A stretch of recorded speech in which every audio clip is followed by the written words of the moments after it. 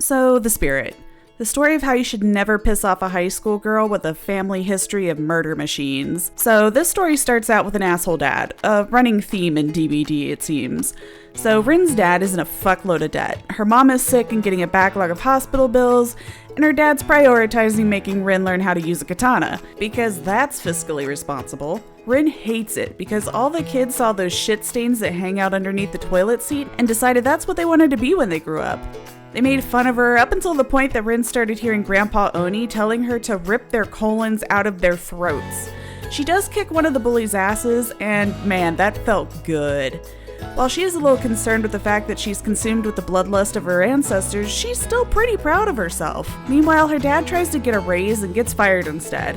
Rather than be a good dad, he's super salty and starts being a passive-aggressive douchebag.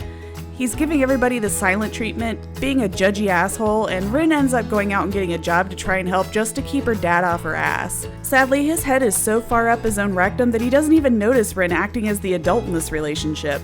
So she's still taking lessons that she doesn't want to take for a weapon she doesn't even like, and the guys that she keeps beating the crap out of in practice decide that maybe they should gang up on her and show her what big dicks they have. While she does hide at first, her grandpa's in her ear telling that she ought to whip out that Yamaoka endowment and slap them across the face with it. I mean, he really wanted her to stab a bitch, but Rin was like, calm the fuck down, Gramps, and she went ahead and beat their collective asses. So later on, Rin is out being a responsible daughter and not swinging those massive ovaries around.